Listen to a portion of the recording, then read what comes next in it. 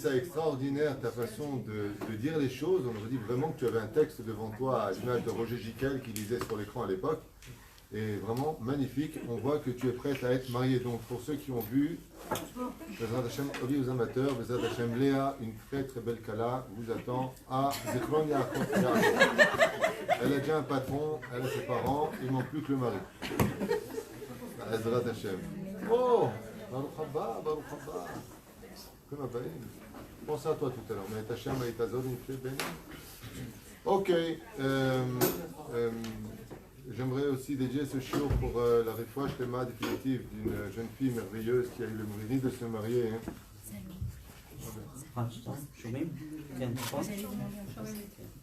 תודה רבה.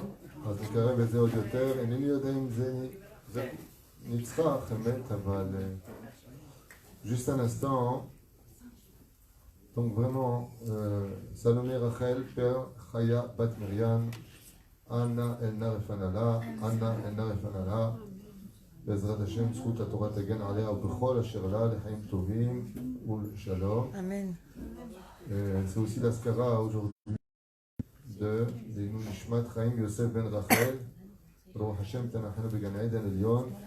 Sans vous oublier, bien entendu, vous habitants de Zichron Yaakov, je suppose que la communauté est beaucoup plus nombreuse,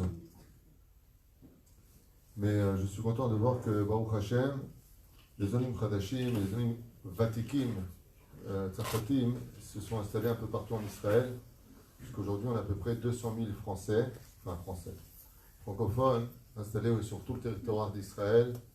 J'ai d'avoir Nifla, Baruch Hashem, ça démontre que toutes les cultures se mélangent. Nous sommes un pays avec un seul peuple, mais le plus cosmopolite du monde. Alors ce soir, on part pour un cours de 3 heures sur... Même pas peur. Même pas calme.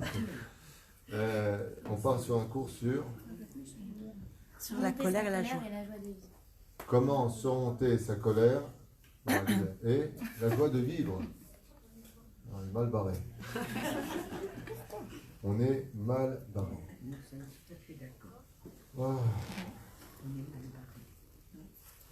Vous savez pourquoi la colère c'est un problème? De toutes les midotes, c'est la plus problématique de toutes. Je veux dire pourquoi? Parce que toutes les mauvaises midotes, eh bien, on arrive plus ou moins à les contrôler. Plus ou moins. Par exemple, tu es avare, bon, il suffit de mettre la main à la poche. C'est un exercice qui est plus physique que mental. Par exemple, tu peux dire à une personne qui est avare, écoute, l'argent que je te devais, je lui donne. C'est-à-dire, comme ça, tu auras fait la mitzvah, tu me saoules. C'est-à-dire qu'il y a toujours des moyens d'échapper à l'avarice ou à toutes sortes d'autres vertus négatives. On appelle ça en français des vertus négatives. La colère, elle, est Yotzet Dofen. La colère, elle est Yotzet Dofen, c'est-à-dire elle est marginale. Pourquoi? Parce que jamais une personne sait qu'il va se mettre en colère avant d'être en colère. C'est-à-dire que ce n'est pas quelque chose qui vient de face. La colère est toujours quelque chose qui vient de derrière. Tu ne t'y attendais pas. Ça peut être un mot qui peut déclencher, un regard, une tension, un manque d'oxygène vis-à-vis des hormones. N'importe quoi peut te déclencher en une seule seconde un état de fait que tu ne peux dévoiler que quand ça t'arrive. Tandis que toutes les autres méthodes sont prévoyables. Tu peux les prévoir bien à l'avance.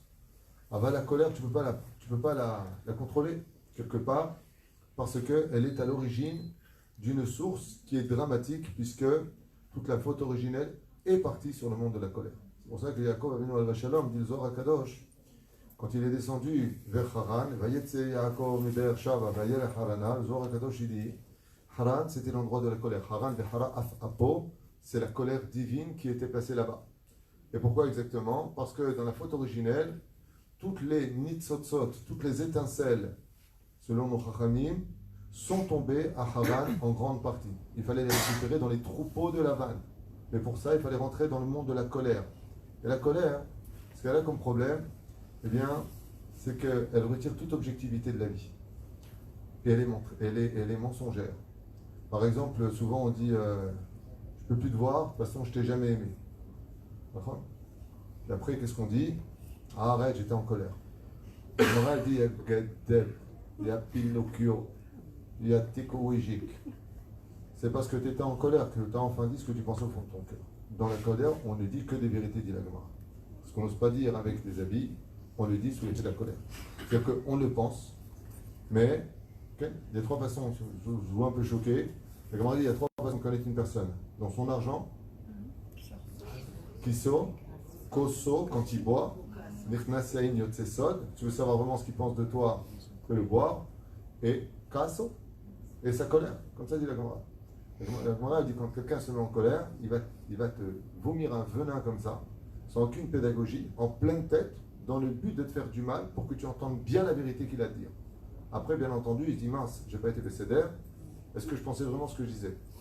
Absolument, c'est très problématique parce que ça voudrait dire que, alors quoi, dès qu'on se met en colère, on obtiendrait des raisonnements qui sont terribles à ce point-là, la vie serait dure. Alors, moi, ce que je vous propose, parce qu'on me demande deux sujets. On me demande d'un côté la colère et de l'autre côté la joie. Alors, ce qui est très paradoxal, c'est qu'on ne peut pas être saméach si on est colérique. Impossible. Impossible. Impossible. Une personne qui est née nerveuse, de nature, ne connaîtra toute sa vie durant jamais le bonheur. Il connaîtra des moments de bonheur, ça oui, mais d'avoir dit Ami saméach, zebilti efshari, parce que justement, les deux antipodes de la simcha, c'est la colère. La simcha se trouve que dans la Torah, la spiritualité. Akadosh Baruch Hu itmin et simcha dans la spiritualité de la Torah. Et le Yetzer Hara, il a choisi une mida. Laquelle? La colère. Ça veut dire que l'opposé extrême de la joie de vivre, c'est la colère. C'est pour cela que moi, dans les Shidduchim, de façon explicite, c'est encore arrivé il n'y a pas tellement longtemps, un patron qui vient me voir sur la marche de la synagogue, il me dit j'ai mon Shidduch qui est sur le parking, est-ce que vous voulez la rencontrer? J'ai une question à te poser. Est-ce qu'elle est calme ou est-ce qu'elle est colérique, nerveuse? Je dis elle est très nerveuse, je ne veux pas la voir. Et je ne te marierai pas. Là, pourquoi souffrir? Tu vas morfler. Avec quelqu'un qui est colérique, tu ne peux pas vivre. Parce que l'objectivité des discussions est vouée à l'échec avant même de les commencer. Une fois, j'ai un shlam baïd comme ça qui vient me voir. J'avais la femme à droite, l'homme à gauche. Et je vois que l'homme, il se tait beaucoup. Et la femme, elle a les dents qui poussent, le strident, les yeux comme ça. Je rassera. C'est un loup-garou, ça, c'est pas possible. Ouais. Je lui dis, dites-moi, vous êtes nerveuse? Et elle me dit pas si on m'énerve. Ça va, j'ai de la chance. Alors j'aimerais comme ça faire un petit récapitulatif sur l'histoire de la colère pour comprendre l'épisode qui a Torah Gdosha Shelanu. Comment ça a commencé avec cette fameuse situation qu'on appelle la colère. Quand on voit Adam et Chava tel que la Torah nous les décrit dans ce beau Gan Eden, okay, où tout est parfait, la Gemara dans Sanhedrin nous dit il buvait du vin et mangeait de la viande salie, c'est-à-dire cuite.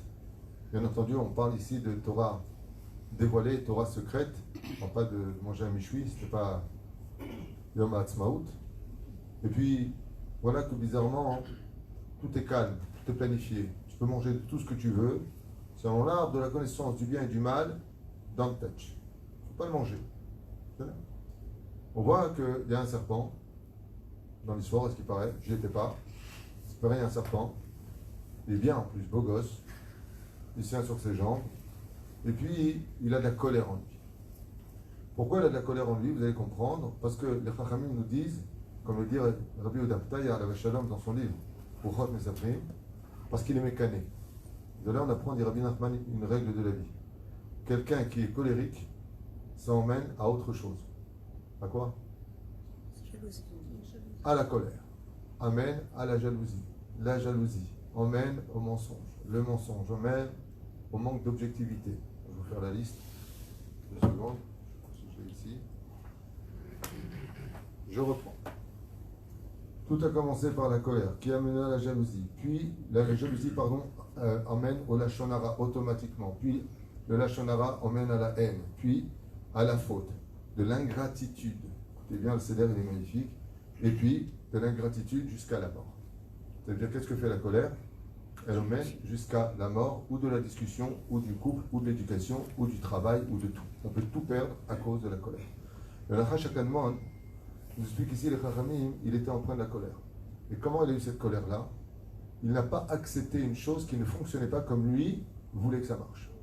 Et ce secret de l'étude est très important pour nous parce que, pour comprendre pourquoi notre vie est si empoisonnée, ça vient du fait qu'on n'arrive pas à adapter les pensées divines aux pensées humaines. C'est-à-dire que Dieu a ses plans, et nous on a les nôtres. Et dès qu'on ne comprend pas une situation ou qu'on ne l'accepte pas, ça nous met automatiquement en colère. Par exemple, vous dites à votre enfant, va te doucher une fois, 2 fois. Bon, si vous êtes le blond, 20 fois.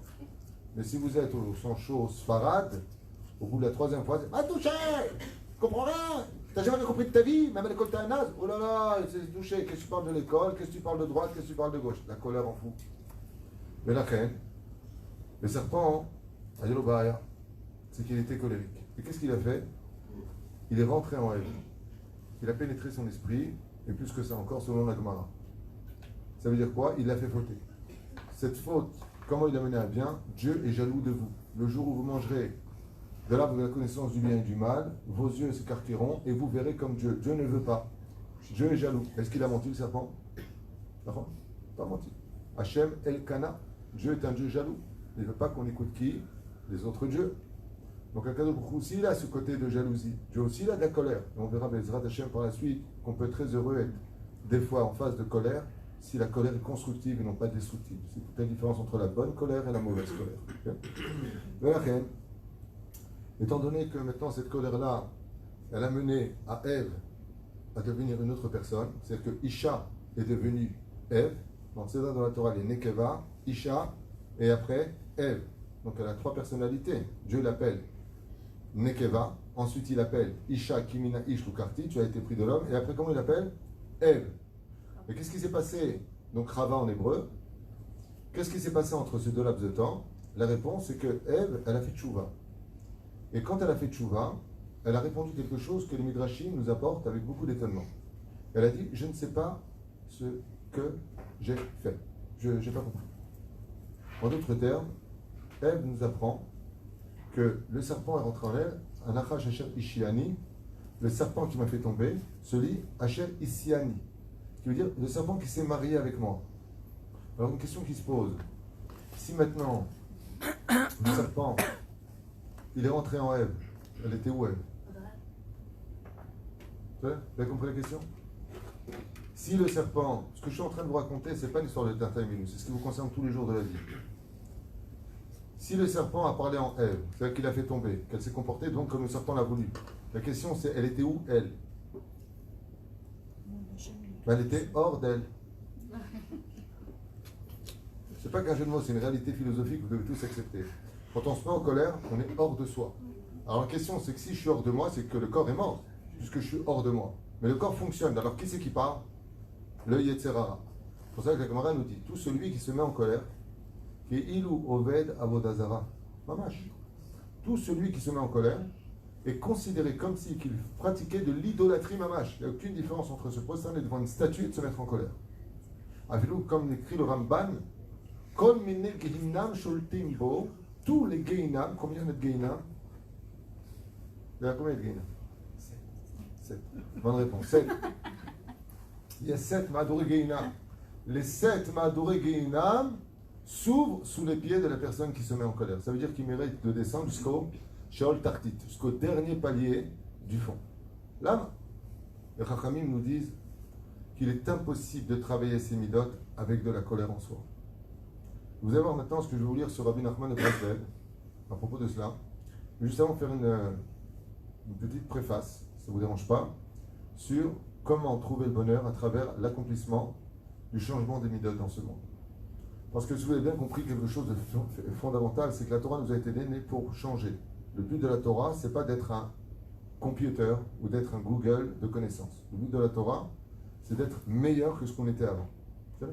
Le plus grand Chilul Hashem qui puisse être, c'est d'être un homme de Torah, et de voir une personne qui n'a pas de Torah et d'avoir plus de savoir-vivre que toi. C'est pas possible. Plus un homme est dans la Torah, plus tu dois distinguer chez lui un mode de savoir-vivre différent des autres. Mais si un homme a beaucoup de Torah, et qu'il a de la vulgarité, qu'il a de la colère en lui, qu'il a de la justice, qu'il est très très très makpid sur chaque chose, ça s'appelle un Chilul Hashem ambulant. Ça veut dire que non seulement il ne sanctifie pas le nom d'Hachem, mais la dernière des choses qu'on a envie d'être, c'est lui. C'est-à-dire que sa Torah ne vaut rien à nos yeux. Faire très attention à ces dimensions-là, parce que malheureusement, il y a beaucoup de gens qui n'ont pas compris qu'on devrait beaucoup plus insister sur le moussard dans certains lieux d'études que sur la connaissance des pages du Talmud. Faire très attention à cela. Hein? Très attention. Ça fait de la peine de voir un Chiloni qui te tient la porte, dont je voulais de l'aide, et puis l'autre qui aurait la redingote du religieux et qui te ferme la porte sur le visage. Bon, la différence entre l'un et l'autre, c'est qu'il y en a, il n'a pas beaucoup de choses dans la tête, tandis que l'autre, il est en train de réviser. Moi, ça m'est arrivé moi-même. Je n'ai pas tenu la porte parce que j'étais en train de réviser un truc dans ma tête, je n'ai même pas vu qu'il venait. Donc, pas tout le monde dans le même sac. Je parle vraiment de ceux qui manquent de courtoisie, de savoir-vivre. Une fois, j'étais à un mariage comme ça, il y a un verre qui tombe. J'étais à côté d'un religieux, que Dieu le bénisse. Avec son pied, il pousse le verre sous la table.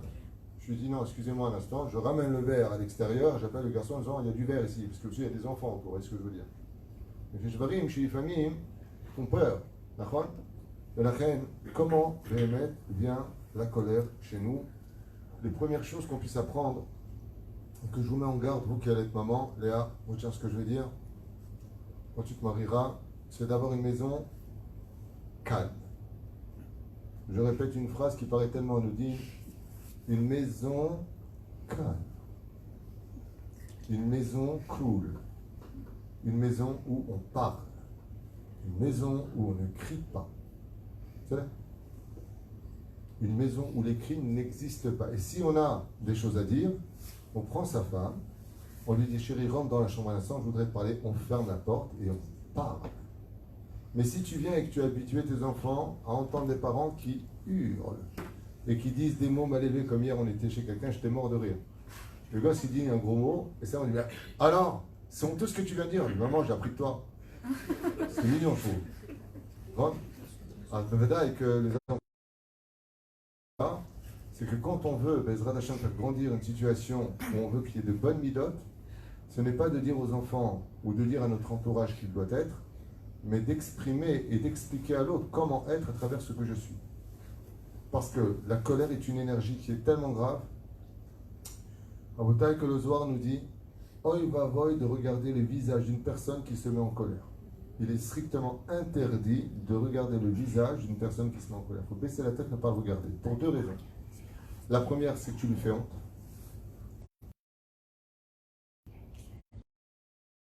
C'est parce que les clipotes d'Avodazara qui sont sur lui sautent sur ton visage. Ça veut dire que du fait d'avoir fréquenté quelqu'un de colérique, tu prends sur toi des clipotes, c'est-à-dire des écorces qui te rendront toi aussi dur à la maison. C'est pour ça qu'on te dit, dis-moi qui tu fréquentes, je te dirai qui tu es. La reine me honte notre chou de veiller à ne pas se mettre en colère à la maison. Tu peux très bien dire quand ton mari, par exemple, il rentre à la maison, tu es très en colère. Bonsoir chérie, je vais te tuer. Gentil, cool, bien, avec le sourire, surtout que tu ne comptes pas le faire. La deuxième chose dans la préface que je voulais vous raconter, c'est ce qui s'est passé ce matin, une discussion avec quelqu'un. J'ai beaucoup de peine. C'est que quand on veut éviter la colère, il faut éviter les mauvaises nouvelles. Ce matin, une maman m'a raconté au bureau que son fils lui a dit une phrase qui était très inquiétante. Elle a un fils qui étudie au Talmud Torah, dans un quartier religieux, grâce à Dieu, Baruch Hashem. Faut tout. Et puis l'enfant a dit à sa mère, Imani Amout, si je meurs. Elle a dit pardon. Imani Amout, Mata si be'etzem yatzmi, qu'est-ce que tu feras de moi? Elle lui a dit, mais mon fils, pourquoi tu parles de mort? Pourquoi tu me parles de mort? Et l'enfant lui a répondu, Ima, toute la journée on entend, vite donner la tzedaka, un enfant va mourir. Vite donner la tzedaka, le tzaddik vient de mourir. L'enterrement aura lieu, là où il est, au Talmud Torah. Les voitures, elles annoncent, ils n'ont pas tous ces radios, les choses comme ça. Il m'a dit, de là où je suis à la fenêtre, on n'entend que des morts. D'accord? Je dis du côté d'avant. Si tu fréquentes des gens qui sont de bonnes nouvelles, tu n'as pas de raison de te mettre en colère. La Gemara nous dit, Léolam, à jamais un homme ne devra se mettre en colère. Pourquoi? Léolam lo imsor shmuot raot. Ne vient jamais annoncer de mauvaises nouvelles. La Gemara dit, comment tu vas annoncer si papa est mort? Il y a le deuil à porter. Comment tu dis, maman est vivante? Et si maman est déjà morte, papa et maman sont ensemble. Toujours le côté positif. Pour vous dire à quel point le monde vit selon un système d'énergie exceptionnellement absolu. C'est impressionnant comment tout ce que nous sommes est une énergie. et cette énergie est remplie de faisceaux et de lumière, c'est que la parole que nous allons sortir peut nous amener à la colère parce qu'on va dire à une personne, je vais me mettre en colère. Je vais vous donner un exemple d'Oraïta. Qui peut me dire, selon la Torah, pourquoi Moshe Rabbeinu n'est pas rentré en Israël? Dans la Torah, sans les Parshanim. Il y a 10 raisons qui sont données dans les Midrashim. Moi, j'en veux une des Oraïta. Il n'y en a qu'une, de toute façon, des Oraïta. Il s'est énervé, je me rappelle. Il s'est énervé avec la terre, il s'est énervé au lieu de parler avec la terre. Il a fait mode, il s'est mis en colère, et donc il a frappé le rocher. Donc regardez bien la faute de Moshe Rabbeinu. Moshe Rabbeinu demande à Kadosh Baruch Hu, à Moshe de parler avec le rocher. Moshe parle avec le rocher et il ne voit pas d'eau qui sort, des petites tipines d'eau. Qu'est-ce que fait Moshe? Il se met en colère. Il prend son bâton et il tape. Pour cela, Kadosh Baruch Hu, qu'est-ce qu'il lui dit? Vous avez fait un chilul Hashem de mon nom et vous ne rentrerez pas en Israël. Quel rapport entre le fait d'avoir frappé un rocher et le fait de ne pas rentrer en Israël? Quel rapport? Vous avez déjà pensé à ça une fois? Quel rapport y a-t-il entre la punition et l'action de Moshe? C'est le veau d'or. Ils n'ont pas été condamnés à ne pas rentrer en Israël, c'était un chilul Hashem. C'est ça? Anilo Mevin l'âme. Sur le Lashon Hara, je comprends, le Miraglim, personne ne rentre en Israël. Ok. Mais là, il a frappé un rocher. Qu'est-ce que tu dis à Moshe? Moshe, 3 jours de jeûne, Mishekel de Tzedaka, Nigmar Asipour. Tarzor Bitchouva. Comment se fait-il que Moshe n'ait pas pardonné? Il fait 515 prières et Dieu lui dit, je ne peux pas. Réponse, c'est que c'est Moshe qui s'est condamné tout seul. Quand? Dans la paracha d'aujourd'hui. Vaïra. 2 fois de suite, il va dire à Kadosh Baruch Hu une chose qu'il va regretter d'avoir dit. Envoie à quelqu'un d'autre, car je n'ai pu parler qui anochi aral sfataim. Je suis bègue, je ne peux pas parler. Dieu lui dit, mais non, Moshe, tu peux parler. Qui c'est qui a mis une bouche à l'homme? Qui c'est qui donne des yeux pour voir? Qui c'est qui donne des oreilles pour entendre? Je suis Dieu, tu me parles à moi. Tu crois que je ne sais pas que tu as un problème à la bouche? Et Moshe, une deuxième fois, qu'est-ce qu'il fait? Il scelle son mazal. Il va parler négativement. Jusqu'à ce que Dieu lui dise, bon, tu sais quoi? Tu seras comme un Dieu pour Aaron et lui sera comme ton prophète. Allez. Allez. Toi, tu parleras Belshon HaKodesh à Aaron et Aaron, il parlera en égyptien. Enfin, allez, on passe à autre chose. Ce qu'il ne savait pas, Moshe, c'est que quand il a dit Ani Aral Sfataim, je ne peux pas parler, je suis bègue. Cette parole qu'il a sortie, alors que c'est lui qui a donné toute la Torah maintenant dans le désert, ouais, avant de rentrer en Israël, tac, il tape le rocher. Pourquoi Moshe n'a pas réussi à parler? Parce que dans la paracha de Vera, tu as dit que tu ne savais pas parler. Eh bien, ton énergie retombe aujourd'hui. Quand tu es venu le moment pour parler avec le rocher, il n'a pas su parler. Donc, il s'est mis en colère. Donc, il a frappé.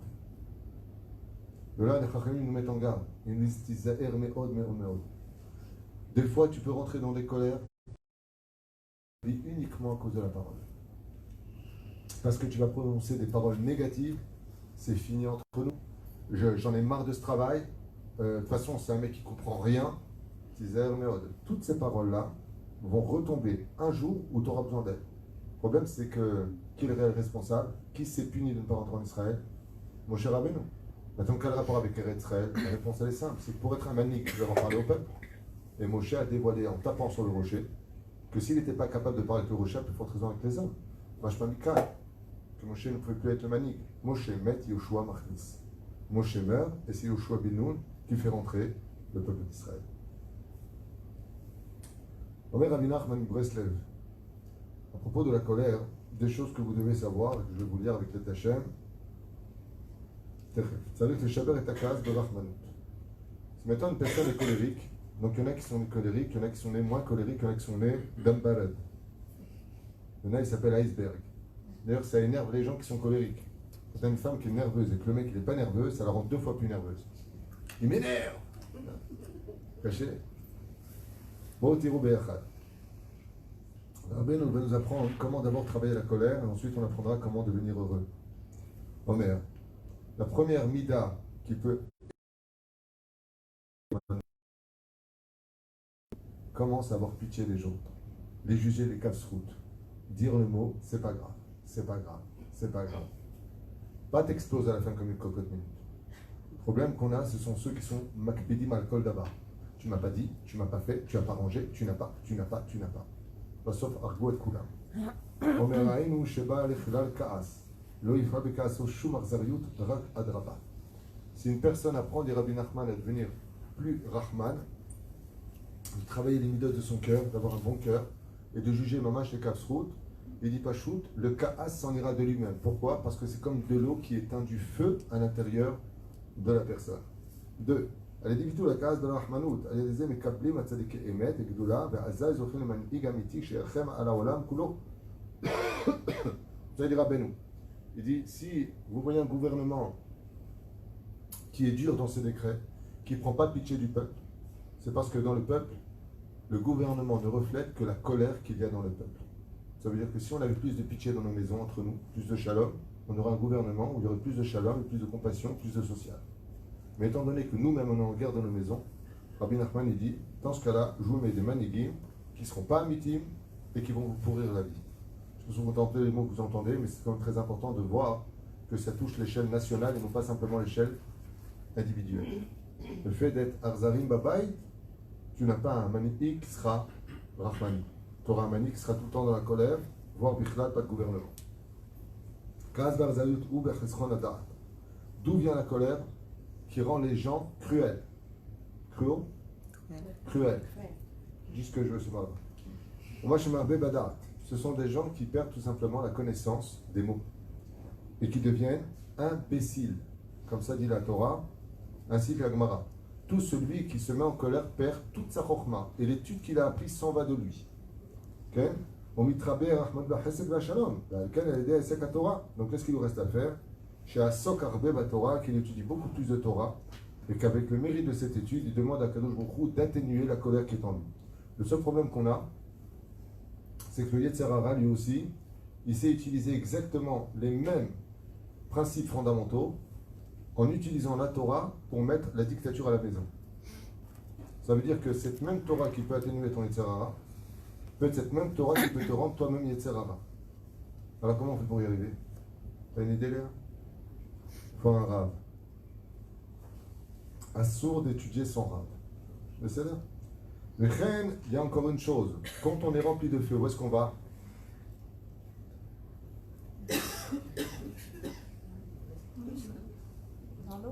Bonne réponse. Donc on va où? Au mikvé. Car il dit Rabbi Nachman. Puisque le mikvé nous a été donné à la base des bases pour atténuer la colère. C'est-à-dire, si tu as ta femme qui t'énerve, tu lui dis va au mikvé. Ken.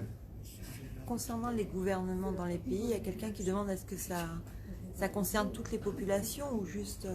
Rabbeinu, il a une Torah universelle. Je pense que ça concerne vraiment toutes les nations et j'espère que vous reviendrez sur ce cours parce que même s'il n'est pas rempli d'histoire et de suspense, ce que je suis en train de vous livrer, ce sont des systèmes mathématiques qui vous permettront d'aimer, de trouver un bonheur beaucoup plus important et de surmonter toutes les épreuves de ce monde sans vous énerver. Parce que chaque mot ici est très pesé et la Torah de Rabbeinu que je vous ai amené pour ce shiur, vraiment, est le remède. Tu es en colère, va au mikvé. Pachou. Mishé Kaasan, va au mikvé. Tout le tikkun du mikvé, pour les hommes particulièrement, il vient d'où? Il vient de là. Il vient du fait d'atténuer la colère de l'homme. La fin, ma'im keneged esh. À l'aider à Kaas, n'torer mekatreg agadol. Et il dit, sachez une chose. Le problème qu'on a, c'est que la colère, elle mène à des grosses catastrophes. À quoi? Rabbi Nachman, il dit aux malédictions. Quand on se met en colère, d'un coup, on peut même maudire ses enfants. On peut maudire son mari. On peut maudire le travail. Moi, je connais une femme, un jour où j'étais là, qui a dit à son mari, je crois même que tu étais là d'ailleurs, de toute façon, tu verras, tu perdras tout, tu mérites rien. Le mec, il a tout perdu. Mais quand je vous dis tout, je crois qu'il lui reste un slip à la maison. Tout. Et celle qui mord, c'est qui? C'est cette femme. Et je lui ai dit, très bien, ce que tu avais dit un jour, elle me dit, oh, mais bon, ça va, j'étais en colère. C'est plus que moi, chez Katouf. Bon. Quelqu'un qui se met en colère ouvre les dossiers les plus dangereux dans le monde, les Mekatrigim Agadol, les Mekatreg, c'est les anges accusateurs. Chez où Esav, Yetzerara Beatzmo, Vehu Edom, ומן המקטרי דאילון מתעוררים משתלשלים ומקטרגים וצריך על האדם הכועס ושולטים עליו. Et il dit, toutes les midotes de Esav s'installent dans une personne qui se met en colère. Toutes les midotes de Esav. Et qu'est-ce qu'il a fait? Il est obligé de reprier à cause de sa colère Parce que dans le monde d'en haut, il a réveillé des guerres, des anges accusateurs. Je ne sais pas si vous comprenez ce que je viens de dire. Mais vous savez qu'on est jugé tout le temps dans le monde d'en haut. C'est le mar, Ose Shalom, Bimrumav, ou Berahamav, Yazejamale. Tu peux t'auto-condamner. Comment elle est morte, Sarah? Qu'est-ce qui s'est passé chez Sarah? Sarah était une femme merveilleuse, une grande beauté tunisienne. Qu'est-ce qui lui est arrivé à peau? Qu'est-ce qu'elle a eu, Sarah? Oui, je sais, vous avez lu. Hein? Non, c'est pas ça son problème. Lama Sarah meta bemea esrim vesheva shanim. Lama. Ishpot Elokim beni uvencha. Puisque Abraham, tu commences à me chauffer, elle lui a dit que Dieu juge entre toi et moi. Ramim, ils disent, comment tu as fait une chose pareille? Sur un ton de colère, Sarah Menou Aya Shalom, elle a dit que Dieu juge entre toi et moi. Dieu à propos de Hagar. Ramim, ils disent, pourquoi Sarah est morte avant l'heure? Parce que dans un état de colère, elle a demandé la justice divine. Dieu lui a dit, pas de problème, j'arrive. Boum, elle est morte. On ne dit jamais une chose. Vous savez, souvent, il y a des gens qui ont des conflits avec les autres. Ils disent, bon, de toute façon, Dieu, il voit tout. Voilà, Dieu va s'en occuper. Si tu dis une phrase pareille, la première chose que Hamim ouvre dans le ciel, c'est ton cas à toi. Alors toi, tu voulais justice, c'est toi qui as renflé. Si tu as un problème, ne fais pas appel à moi. Alors où je vais? Au Beddin. Il y a des Dayanim pour ça. Mais justement, si on n'a pas envie de rentrer là-dedans, on demande à Hachem de s'occuper de cela, pas autre chose, non? Non, ça c'est si la personne n'est pas venue au Beddin et qu'elle ne veut pas venir, dans ce cas-là, le Beddin d'en haut s'en occupe. Mais nous, on ne doit jamais faire appel au Beddin d'en haut. Il y a des rabbinim pour ça. On va devant un Dayan, on s'explique. La Gemara nous prend par exemple l'exemple d'une femme qui ne veut pas se donner à son mari. Mais à ça, c'est pas pour toi. Une femme ne veut pas se donner à son mari. Azma aussi, on va voir le Dayan, et le Dayan il fait ce qu'il faut. C'est à lui d'agir en conséquence. Mais le mec il dit, ah ouais, tu ne veux pas donner, alors Dieu, tu vas voir ce qu'il fait. Haz le shalom, assure de faire une chose pareille. Non, mais ne pas le dire, d'accord, mais on peut très bien s'adresser à Hachem. Si on a fait ce qu'il fallait avant. Si on a fait. Ou alors tu fais comme fait Rabbi Nachman. Rabbi Nachman il dit, ni Beddin, ni Hatikh, ni Shum Davar. Qu'est-ce qu'il dit Rabbi Nachman? Rabbi Nachman il dit, Tevatel. Tevater. Selon Rabbi Nachman, c'est Tevater. Il t'a pris un truc. Tu veux la justice, il te laisse tomber. Laisse, avance. Ça, c'est la chita de Rabbi Nachman. Il dit, Rabbi Nachman, il dit, c'était dépendant de Mishpat. Pourtant, c'est que le monde, il tient sur le din. Rabbi Nachman, il dit Tevater. Lama zemetaken à la colle. Celui qui est capable de l'évater, qui est Rahman dans son cœur, il dit, lui, le jour de sa mort, quand il arrive devant Dieu, Dieu, il vient comme ça. C'est quoi tous ces anges noirs que tu as créés? Et Hachem, il dit, c'est pas grave, viens. Comme toi, tu as dit, viens, tu as pardonné, tu es au-dessus des problèmes. Du côté d'avant. Il ne peut pas se comporter moins que toi. Mais la reine, quand on fait appel à la justice, alors la justice aussi, elle fera appel à toi. C'est comme la mafia. Hein? Ouais. Vezéo. Après, Tikkun Lekas. Comment on fait vraiment si une personne elle est colérique? Ça veut dire tu lui dis un mot, elle démarre. Réponse, qu'il jeûne. Tzoum. Pourquoi? Sur quelle plateforme vient la colère? Réponse très simple. L'orgueil. Quelqu'un de colérique, c'est un orgueilleux Bedarga Rishona. En davar kazé. Comme la Gemara nous raconte dans Masechet Shabbat, la Medalef, Amudalev, de Hillel Azaken. Vous avez entendu parler d'Hillel Azaken certainement. Hillel Azaken, Tzaddik et Sodola. Il vient pour aller au Mikvé, il dit Hillel. Il n'arrête pas de l'appeler comme si c'était son copain. Et alors qu'il est âgé, vous savez qu'Hillel est mort à 120 ans. Et il est louche. Il parle de Rav Hillel Azaken. Il ne parle pas de n'importe qui. Il appelle par son nom en plus. Il tape à la porte.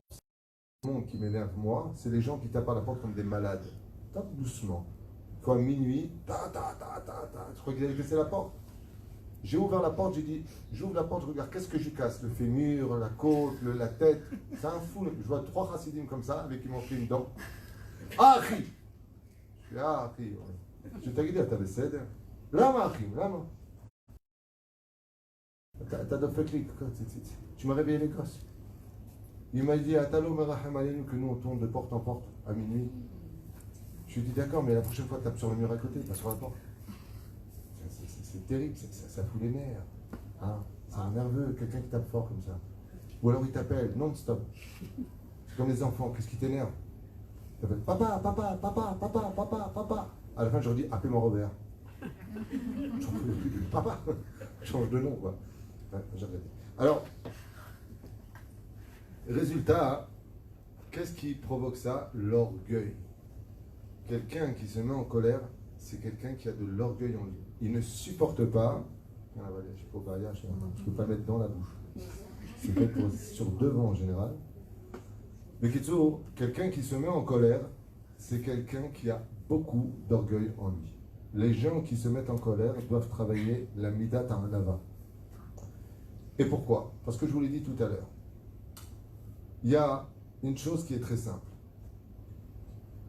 Le manque de réponse nous met en colère. Quand les choses ne se passent pas comme nous, on les a calculées, ça nous met en colère.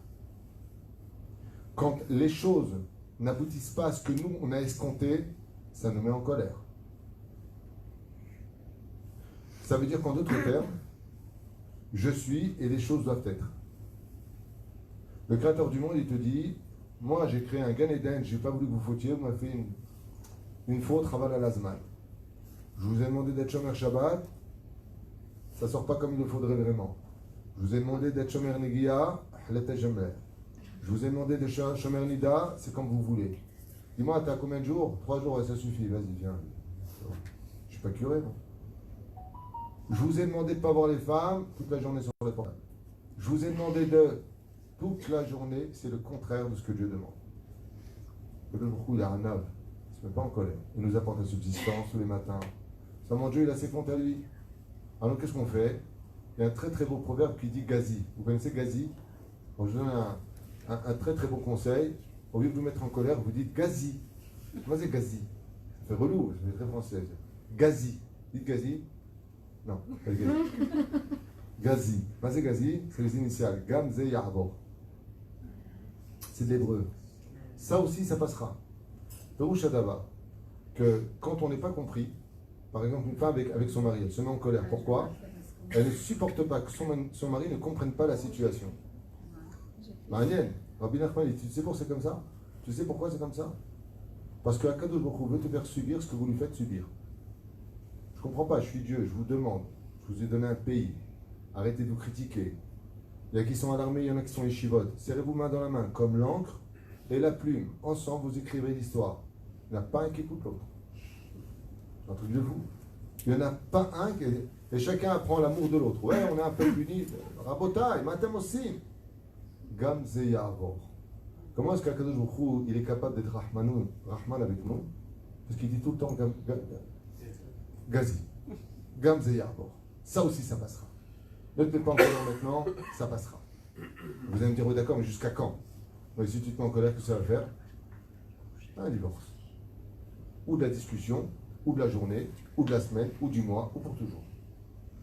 La reine Assour Leikanes, la Memadim, Anoraim, Aïlé, il est strictement interdit de rentrer dans les proportions de la colère. On a le droit de dire à une personne, aide-moi, j'ai du mal à contenir ma colère. On a le droit de prendre des cachets. On a le droit, c'est pas une tare. On a le droit de mettre les doigts dans les gongs de la porte et fermer bien la porte. Je vous affirme que vous n'allez plus vous mettre en colère pendant au moins une bonne journée. Ça lance. Votre esprit s'agit pas à autre chose. Aval Zaïkar Sheba Ikarim. Aïkar Sheba Ikarim, Rabbi Nachman il dit, sois patient. Patient est synonyme d'humilité. Ce qui fait que le fait qu'on se mette en colère, comme très souvent les femmes avec les enfants, t'étais où? Je t'avais dit de rentrer à telle heure. Et l'enfant, il en prend plein la tête. Et à la fin, il dit, mais maman, t'as oublié que tu m'as dit de faire ça et ça, ça. Ah oui, c'est vrai, j'ai oublié. Pourquoi tu t'es mis en colère? Pourquoi tu te mets en colère? Des fois, on crie sur nos maris qui disent, Kilou, c'est des enfants. Pourquoi tu te mets en colère? Pas la mienne, elle garde. De toute façon, je ne peux pas arriver en retard, elle est toujours avec moi. Donc, une des choses qui atténue énormément la colère, pour vous faire plaisir à tous, Omer Rabbi Nachman, Achila shel Shabbat. La nourriture de Shabbat, en général, atténue la colère. Ça veut dire que si le mec il se met en colère alors qu'il est à table en train de manger les plats de Shabbat, c'est que c'est vraiment un orgueil. Car Rabbi nous dit ici, Nitbatel akalas alide achilat Shabbat nichna. Donc c'est clair, c'est net et c'est précis. Omer, regarde, alors maintenant, ceux qui n'arrivent pas à se contrôler pour la colère, ouvrez bien vos oreilles. Rabbi Nachman vous apprendre quelque chose. Dès qu'on parle d'oseille, les gens sont prêts. L'oreille est tendue. On va parler d'oseille. Quel rapport entre l'argent et la colère? Vous êtes prêts? Êtes prêtes? Omer Rabbeinu Arav. Kaas mezik la hashirut. Il n'y a pas une chose qui est plus nuisible pour la parnassa que les gens colériques. Ça veut dire qu'il y a plus porte-poids pour une parnassa que quelqu'un qui est colérique dans une affaire. Assou les travers les uns. Écoutez bien. Uksheyetzer mesik la adam sheichas. Leda shebezot hasha'a yashpi alol milemala eze sach mamon. Automatiquement, même si une personne met une autre personne en colère, donc il a des raisons de le mettre en colère, et qu'il s'est mis en colère, automatiquement du ciel, on lui prendra sach mamon, une somme d'argent qui partira de son porte-monnaie à cause de cette colère. Va yetzer hara rotze lekal kel zot hashpa al yedei kaas shemazmin lo akadosh baruch hu mezik. Parce que quand est-ce qu'un homme il se sent vraiment envie de louer Hachem? Quand ses affaires marchent bien, quand il a de l'argent, l'homme il a envie de louer Akadosh Baruch Hu. Il a envie de dire merci à Hachem, il est heureux, il est sa mère. Baruch Hachem, j'ai fait un bon mois. Il dit Yetzirah, il ne veut pas que tu dises merci à Dieu. Alors qu'est-ce qu'il veut? Il ne veut pas que tu aies ma parnassa. Donc qu'est-ce qu'il va faire? Il ne peut pas te retirer ta parnassa d'Yetzirah. Pourquoi? Parce qu'elle est fixée à Rosh Hashanah. Il y a une façon de l'enlever. Et il le sait. C'est ce secret que je suis en train de vous dire. Il va tout faire pour que le couple se mette en colère, le patron avec les ouvriers avec le patron, de telle façon à ce que quoi? Sous la colère, les gilets jaunes sont en train de couler la France. Sans s'en rendre compte. C'est-à-dire ils veulent plus, mais ils sont en train de vider les caisses par manque de stratégie. Je parle au niveau stratégique, ce qu'ils pensent, ils font ce qu'ils veulent. Mais au niveau stratégique, c'est pas intelligent ce qu'ils font. Et c'est véhiculé par quoi? Par la colère. C'est exactement ce qu'il dit Rabbeinu. C'est-à-dire tout ce qui a été fixé dans l'année, tu peux l'annuler. Ne crois pas que c'est dans la poche. Comment? Si tu te mets en colère. Quelqu'un veut se mettre en colère? Colère? Allez, dit quelque chose.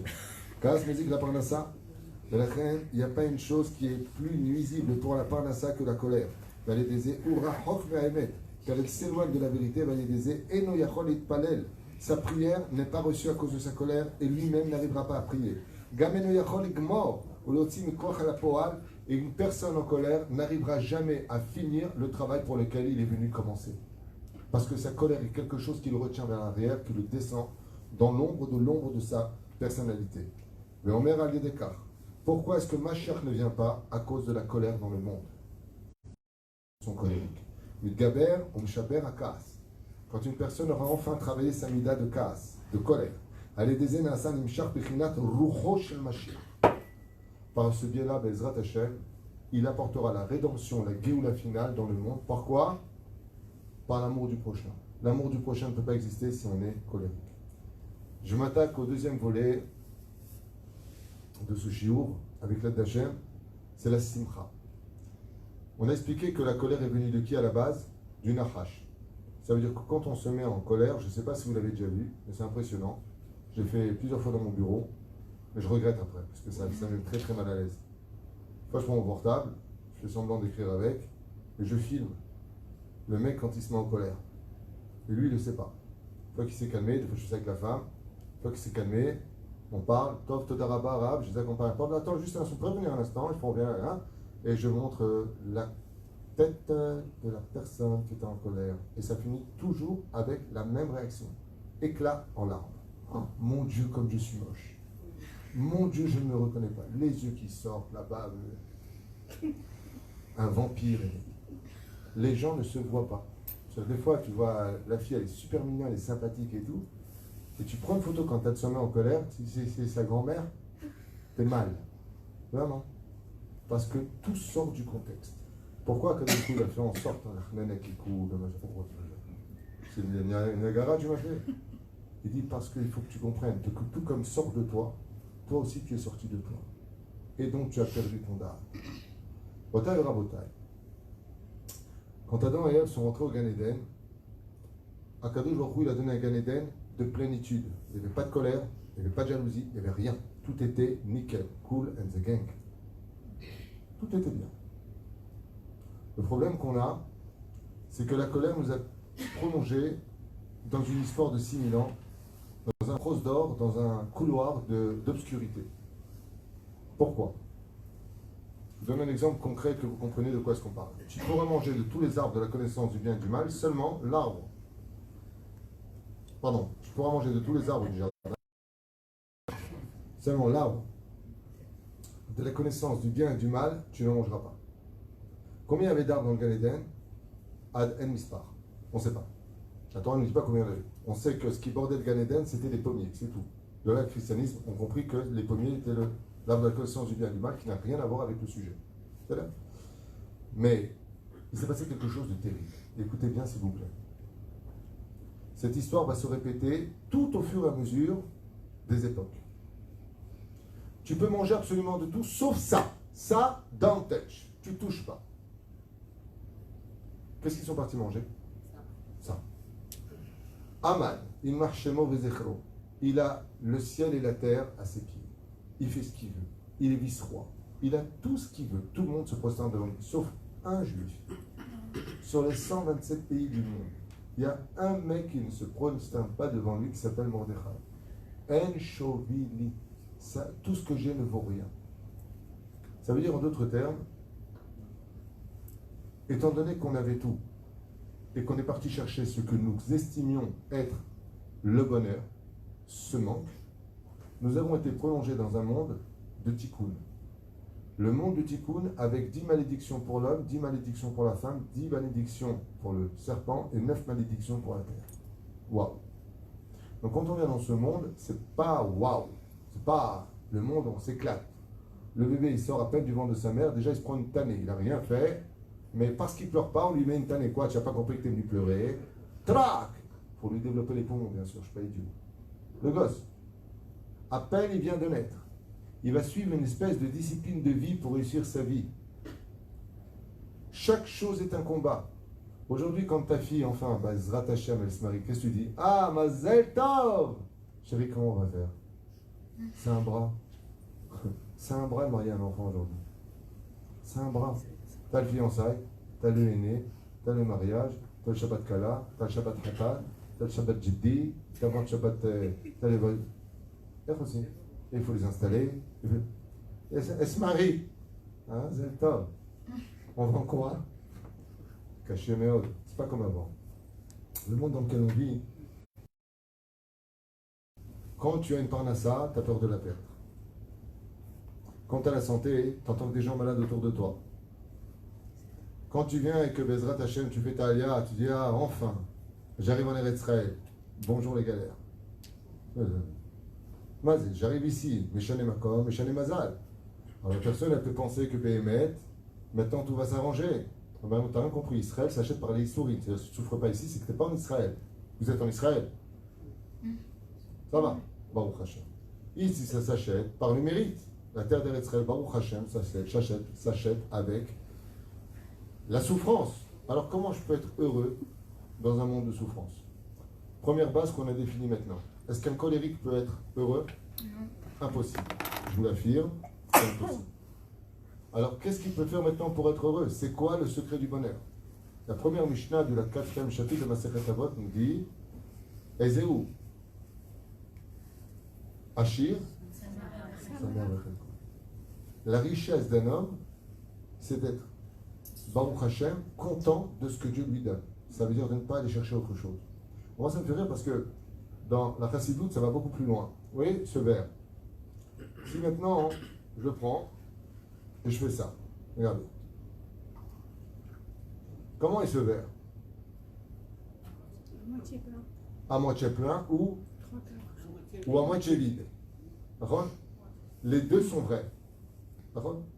C'est là que tout le problème. Il y en a qui disent ma vie à la panique. Alors je m'explique clairement. Pour être heureux, d'abord, il faut avoir les pieds sur terre et la tête dans le ciel. Mais les pieds sur terre, ça veut dire vivre la réalité. Et moi, je suis quelqu'un qui adore provoquer. Un jour, je rencontre quelqu'un dans la rue, je dis ça va? À la panique, catastrophe. Que c'est, ta femme est morte? Chas shalom, ça va pas, non? Alors un gosse, mais ça va pas, t'as perdu ton boulot? Vous êtes fous! Je sais pas, tu vas faire à la panique! Non, je viens de me disputer avec. Pour laisser tomber. Mejnoun, Mejnoun, comment ça va? Ça va très bien, grâce à Dieu, 99%. J'ai une personne avec qui je devais travailler, il m'a planté. Sur ce coup, ça va pas. Voilà ce qu'on doit dire éventuellement. Baruch Hashem, j'ai fait un tikkun. Eh bien, celui-là, il n'est pas exactement à la panique. Dans le judaïsme, vous savez comment ça s'appelle ça? Comment on dit quand on est quelqu'un qui vivons la réalité? Vous savez comment ça s'appelle?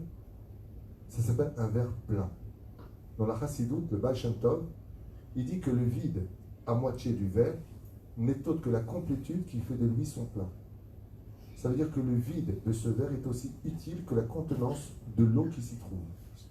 Donc, comment on va, nous, dans nos vies? Pleinement bien. Et dans ce cas-là, tu vas me dire, mais je ne comprends pas. Comment tu peux me dire que ça va bien alors que plus rien ne va? J'ai une question à vous poser, dit le Rav Kook. Quand tu prends une personne et que tu l'emmènes à l'hôpital, ouais, et qu'il est en chédarito chéchout, qu'il est en train de se remettre de sa maladie, avec les tuyaux à droite, à gauche, d'accord? Et tu rentres dedans, et tu me poses la question, comment il va maintenant, mon frère, mon père, mon fils, qui tu veux? Et que le médecin, il te dit, Baruch Hashem, au mitoshesh shafé, yatsa migeder sakana. Il est sorti maintenant de tous les dangers, sa situation va beaucoup mieux, il s'en sortira. Baruch Hashem, tu regardes le mec, des tuyaux partout, des vis partout, Robocop. Comment tu peux me dire qu'il va bien? Omer Zedbi du Koto d'Abar. Si tu veux savoir que tout va bien, et que mec tu veux être heureux, il faut être conscient qu'il y a une Ashgacha pratique au-dessus de toi, qui si elle te met dans cette position et dans cette situation-là, ce n'est que pour t'améliorer ta vie par rapport à des comptes que tu ne connais pas. Boré Olam, il a ses comptes. Mais ces comptes, il ne peut pas te les dévoiler. Alors cette phrase va être utilisée par un des plus grands de l'époque du Talmud, à l'époque de Rabbi Akiva dans Masechet Ta'anit, Betaf Kafalef Amudalev. Gamzo le Tova. Zegam le Tova. Akol Beseder. Pourquoi? Parce que ce manque qui est là, c'est pour voir et justifier ta émouna. J'aimerais prendre un exemple concret dans le monde des épreuves, que j'ai souvent cité. Imaginez un homme qui s'appelle Abraham, qui n'a pas d'enfant. Hachem lui dit, je vais te donner un fils. Il lui dit, bon, d'accord. Il lui dit, mais de lui, je vais te bénir, pas d'Ishmaël. Bechai karel chazara. Pour Yitzhak, son fils, il y aura une grande descendance. Pas de problème. Yitzhak a 37 ans. Akadosh Baruch Hu lui dit, prends ton fils, va le tuer. Comment vous réagiriez, la première des choses? Sans juger Dieu. D'accord, Hachem, mais juste, il n'est pas marié, le gosse. Il n'a pas eu d'enfant, tu m'as dit de ta bouche à toi. Je ne me fâche pas, hein, je veux juste comprendre. Tu as dit, pas Ishmaël, Yitzhak, je vais le bénir, tu auras une grande nation qui vivra sur la terre d'Israël comme je l'ai promis. C'est toi qui l'as dit, c'est pas moi. Je veux juste une chose, peut-être tu n'as pas vu qu'il n'est pas marié, il n'a pas de gosse. Abraham, il dit rien. Il se lève le matin, très heureux, après Modani, hey ho, on rentre du boulot. Il se lève, ils font son fils, il le met à Kedah. Il dit, dis-moi papa, je vois le bois, je vois le feu, il est où le corban? Il lui a dit, Dieu pourvoira. Mais tu m'as pris pour un bleu ou quoi? Je sais que c'est moi. Mais je ne comprends pas Abraham Avinu. Je ne comprends pas une chose. Tu n'as pas de réaction, tu n'as pas de cœur. Qui est celui qui est le symbole du cœur juif dans le judaïsme? Sfirat HaChesed. C'est Abraham Avinu. Ça veut dire qu'il n'y en a pas un qui au niveau d'avoir des sentiments dans la vie comme Abraham Avinu. Il est la racine des sentiments et de l'amour du prochain, Abraham Avinu. C'est celui qui est capable de défendre Sodome et Gomorrhe. Tellement il est battel pour amour pour l'autre. Comment Abraham Avinu il se tait? Et c'est une chose, quand Dieu demande quelque chose, même si ça va à l'extrême opposé de toutes tes logiques à toi, même si c'est une notion qui va presque toucher au sacrifice humain, Abraham, il sait une seule chose. Je ne sais pas pourquoi Dieu me le demande, mais s'il me le demande, c'est... Est-ce qu'il a raison, Dieu? Oui. Grâce à cet Akedat Yitzhak, jusqu'à aujourd'hui, tous les matins, Rosh Hashanah, Kippour, tous les jours du juif, s'il nous manque du mérite, on demande tous les matins à Dieu de se rappeler d'Akedat Yitzhak. Quand vient le jour du dîme, on sonne du chauffard, en souvenir de la corne d'Avraham Avinu quand il a pris le bélier pour sacrifier à la place de son fils. Ça veut dire que jusqu'à aujourd'hui, ça nous sauve la vie. Qui serait aujourd'hui ceux qui seraient capables de dire à Avraham Avinu, Kol hakavod d'avoir réussi cette épreuve? Qui? Nous, la descendance. Ça veut dire qu'il a fallu créer un manque pour créer un mérite, pour que la descendance puisse dire ce vide de l'histoire de Juif. La réponse, elle était où? Dans l'avenir.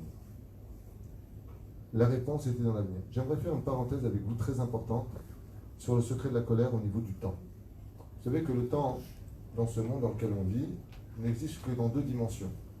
Il y a le passé et il y a le futur. Le présent n'existe pas. Concrètement, il n'y a pas de présent sur Terre. Pourquoi? Avant qu'un temps ne vienne, qu'est-ce qu'il est? Futur. Et dès qu'il est là, il est comment? Passé. Alors il est où le présent? Alors, le présent en hébreu, on appelle ça, écoutez bien les mots, c'est tellement beau en hébreu. En français, c'est Nchmena. En hébreu, c'est Sgan Fine. Comment on dit paisible, être en paix, être bien à l'intérieur en hébreu? Roga. D'accord? Tiraga, vas-y Tiraga, calme-toi, être calme, être bien. Roga. Comment on dit un moment? Rega.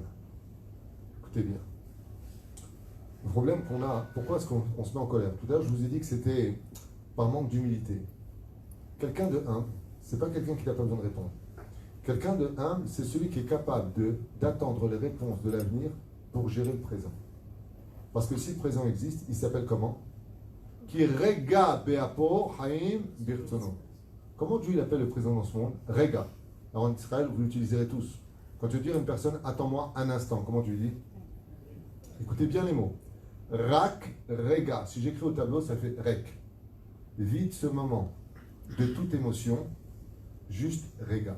Rak, rega. Juste un instant, c'est les lettres du mot. Vide ce moment. En d'autres termes, ne t'énerve pas. Rak, rega. Juste un moment.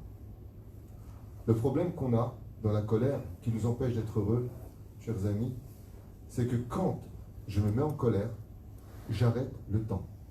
Est-ce que vous savez ça? Psychologiquement, quand quelqu'un se met en colère, il sort du temps et rentre dans un espace que personne ne contrôle chez lui. Et qu'est-ce qu'on dit en général? Sors, laisse-le, il va se calmer. Laisse-lui le temps de quoi? Il était où alors? Il a arrêté le temps. Pas pour rien que j'avais déjà expliqué que la langue française a une grande particularité avec le Hetzadat, Tovara, et que les lettres du mot présent, si vous inversez les lettres, c'est du mot serpent. Le serpent, lui, tout son inyan, c'était de prendre le moment présent, voler le moment présent. C'est pour cela que si on veut Bezrat Hashem être capable d'étudier la Torah, il faut rentrer dans le moment du présent pour être capable de voler le plus de temps possible, parce que le présent, c'est le seul temps qui ne finit pas. Quand tu rentres à l'intérieur, En Asagat Torah, et là, les Mishememit Atatzmo Alea. Il n'y a pas d'étude possible si tu ne tues pas le temps autour de toi. Tu poses ton portable, tu ne regardes pas ce que tu es dans l'étude pendant ce temps-là. Et vous allez voir, le temps va défiler à une vitesse inexplicable. Tu mets ta tête dans la Gemara, tu lèves, il y a déjà 3 heures qui sont passées. Comment c'est possible? J'étais où? Tu es rentré dans le présent. Le problème, c'est que comme cette force énergétique est d'une dimension telle que personne ne peut le comprendre, vous avez compris que le Yetzer Hara va mettre son nez dedans. Et qu'est-ce que va vouloir le Yetzer Hara? Que tu n'aies pas la patience du passé, souviens-toi de tous tes problèmes. Tu n'as pas la patience du futur, attends les réponses au lieu de t'énerver. Donc qu'est-ce que j'ai fait? J'ai commis une erreur fatale. J'ai arrêté le présent dans la colère. Alors que le bonheur, il se trouve où? Le bonheur, il se trouve où? Il se trouve dans le présent. Là, ça va? Oui, Asbaruch Hashem. Et là, ça va? Oui, mais j'ai peur pour demain. J'ai mal au ventre. Oui, mais là, ça va? Oui. Baruch Hashem. Si vous voulez être heureux, les Chachamim nous disent juste une chose. Là, maintenant, ça va? Là, maintenant. Oui. Alors, pourquoi tu fais la tête? Parce que j'ai peur que tu me cherches. On va s'en sortir. Si tu veux attraper la joie de vivre, regarde les moments de ta vie. Parce que la vie d'un homme, même au niveau philosophique, ça ressemble à un parachutiste qui s'est levé de son siège dans l'avion. Et il saute de l'avion. Ouais. À partir du moment où il a décollé de l'avion et qu'il est dans les airs, qu'est-ce que font chaque seconde de sa vie? Il le rapproche près du sol. Ça veut dire qu'à partir du moment où on est né dans ce monde, chaque jour qui coule est un jour qui n'existera plus jamais, qui nous approche de la mort. Incroyable. Vélama, pour t'apprendre à vivre chaque moment de ta vie. Quand quelqu'un est condamné à mort, qu'est-ce qu'on lui dit? Sa dernière volonté. Alors il dit, je voudrais des fraises, mais c'est pas la saison, et je suis pas pressé. On va te dire d'avoir qu'au lieu de penser à tous ces problèmes, tu es sa mère ailleurs. Et si tu es heureux, alors ben, tu pourras arriver à ouvrir des dimensions où le présent t'accompagne même après la mort. Regardez chez Rabbi Shimon Bar Yochai. il n'a jamais été malheureux de toute sa vie durant. Le jour où il est mort, on lui a dit, soleil d'Israël, qu'est-ce qu'on va faire sans toi? Le monde a été créé pour toi, Rabbi Shimon Bar Yochai. Je vous interdis de pleurer ma mort. Je vous interdis d'avoir de l'angoisse. Allumer de grands feux. Et danser. C'est la mort du tzaddik, tu danses, tu as l'homme de Bayesh. Pourquoi tu danses? Il est mort. C'est débile. Il dit non. Parce qu'à partir du moment où j'ai été capable d'être sa mère, c'est parce que j'étais capable de comprendre que derrière chaque chose, il y avait Hachem. Chaque chose. Donc si je sais qu'Hachem, il est là, et qu'il est derrière chaque chose, mais que pas je le sais, tout le monde, ce que je vous dis, tout le monde pourrait le dire ici, hein. Mais qui est capable de le vivre? C'est là qu'est toute la différence. Alors, Béhémet des Béhémet, pourquoi Dieu m'a donné une femme comme ça? C'est mon sort. Pourquoi mon mari il est comme ça? C'est ce que Dieu voulait que j'ai comme tikkun. Pourquoi mes enfants ils sont pères? Qui qu'oublie? C'est pour que tu les rendes meilleurs. Pourquoi ton patron il te prend la tête? C'est là-bas qu'est ton tikkun. Il n'y a pas de besoin de souffrir. Tu ne peux pas, va-t'en, mais ne te mets pas en colère. Rien ne doit justifier tout ça. Okay. Il y a une question qui demande comment fait-on quand on ne règle pas les problèmes du passé? C'est justement la suite du cours. C'est que malheureusement, dans cette génération toute particulière où il y a un mal de vivre général, j'insiste beaucoup, même si vous vous sentez bien et vous croyez que vous êtes bien, sachez que dans le monde, je vous le dis à voix haute, et je parle avec assez de psychologues et de psychiatres autour de moi pour confirmer les choses, il y a un mal de vivre aujourd'hui qui est la réelle cause de chacun de nous. Ça veut dire qu'on cherche toujours un cobaye sur lequel on puisse vider ses nerfs, alors que la vraie réalité, c'est qu'il y a un mal de vivre général. Et ce mal de vivre général est véhiculé par deux choses. Les clipotes knoga, c'est-à-dire tout ce qui touche aux mauvaises midotes, la vulgarité, l'orgueil, la colère, et la clipat Baal Peor, la débauche sexuelle. Tout ceci vont créer des mal de vivre inexplicables, où on aura peut-être tout, mais on dira tout le temps, je ne sais pas ce que j'ai, je ne suis pas bien, j'en ai marre. Moi, je connais quelqu'un, rentré chez lui, une femme magnifique, Gaïnera pour lui, un garçon génial, du jour au lendemain, il a quitté sa femme, pas pour rien du tout, il a quitté sa femme. Et j'en ai marre de tout. Ouais, les enfants, ta mère, ton père, sa mère, je comprends. Parti. Un an, le mec il est parti. Après un an, il est revenu. Il lui a dit alors, qu'est-ce qui s'est passé? Je me sens mieux. Débile. Il y a un mal de vivre. Et ce mal de vivre, il est véhiculé par plusieurs points. Et là, ce serait un cours sur la psychologie. Et je vais te répondre brièvement, ma femme. La première des choses, c'est que les gens viennent dans l'avenir avec leur passé. Et ça, c'est pas possible. Ça veut dire que nous, on vient rappeler tous les jours l'histoire de la sortie d'Égypte. Jimmy va me dire, ah, la sortie d'Égypte. On rappelle le passé constamment. Oui, mais il est interdit de parler d'Égypte si tu ne parles pas de la Géoula. C'est-à-dire que si je n'ai pas la clé de mon problème d'être sorti d'Égypte, qui s'appelle la Géoula finale, je ne peux pas parler d'Égypte. J'aimerais vous donner un exemple éducatif à retenir à vie. Vous savez qu'il y a 3 personnes à qui Dieu pardonne toutes les fautes qu'il a faites. Celui qui se convertit, celui qui fait sa alia et celui qui se marie. Ok? Celui, vous ne saviez pas? Maintenant vous le savez. C'est le prochain examen. Celui qui fait sa alia, il change de neshama, ce qu'il y a eu, nigmar. Celui qui se marie, s'il avait été marié, il aurait une conscience. Et celui qui se convertit, il était non-juif, maintenant il est juif. Il est rentré au migvé, comme un embryon qui sort du ventre de sa mère. C'est une bria hadasha. Alors, vous avez remarqué que le jour de la Choupa, le Créateur du monde, il donne un cadeau extraordinaire que vous retrouverez dans Masechet Yevamot, Semerbet Amudbet. Et là-bas, il est marqué Mohalim lo al-kol avonotav. Si tu te maries, toutes tes fautes du passé sont effacées. Attention aux amateurs. Pas vous fauter du je me marier. Ça ne marche pas comme ça. Aval. Pourquoi Dieu fait ça? Pourquoi Hachem il te dit j'efface toutes les fautes de ton passé? Pour ne plus que tu effaces, puisqu'il a été effacé. Ce qui fait que si tu veux réussir ta vie de couple, la plus grosse bêtise que tu puisses faire pour pourrir ta vie de couple, c'est de dire ouais, je ne suis pas capable d'aimer parce que j'ai jamais reçu d'amour de mes parents. Va crever. Va te suicider. Prends un bon toit comme ça, un bon ciment, et fais un beau vol comme ça pour éviter de rebondir, évite la pelouse. Qu'est-ce qu'on en a à faire de tes problèmes, de tes parents qui t'ont pas donné? Asma. Alors mon père il m'a frappé, je vais te frapper. Alors je mangeais pas le soir, alors tu mangeras pas le soir. Mazaj tu c'est une très bonne question. Avant d'affronter la vie, soigne d'abord bien tes cicatrices avant de les faire subir à des gens innocents qui, eux, par contre, ne t'ont rien fait par rapport aux ordures qui t'ont fait du mal. Et malheureusement, chacun vient avec un sac très lourd. La fille, elle fait un chidour. Elle a été basée par un mec en qui elle a cru. Il a bien utilisé. Elle lui dit, ne me fais pas de mal. Zia, bonjour madame, vous appelez comment? Ne te moque pas de moi. Non, je ne veux pas me moquer, je m'en vais tout de suite, tu me fais peur. Non, parce que je t'explique, je suis très fragilisé. J'étais avec quelqu'un pendant 5 ans. Attends, il n'y a pas marqué psychiatre ici. Les gens, ils arrivent à des shidorim, tout de suite, ils allongent leur vie. J'étais très mal, je suis fragile, ne joue pas avec moi. Alors viens pas, viens pas, viens pas. Si tu es fragile, va pas au rendez-vous. Parce qu'on n'aime pas épouser les faibles. Vous avez remarqué que les Lacoste, Yves Saint Laurent, ils te vendent un truc qui est fabriqué en Taïwan ou ailleurs, mais parce qu'ils ont le moutag, la marque, tu vas les payer ta race. C'est exactement pareil dans la vie. On aime épouser des hommes qui ont du charisme, des femmes qui sont sûres d'elles, qui savent où mettre les pieds, mais chacun vient avec une espèce de mal, pas une valise. Hein. Même Linda de Souza, elle aurait les boules aujourd'hui. Non mais c'est un truc de fou.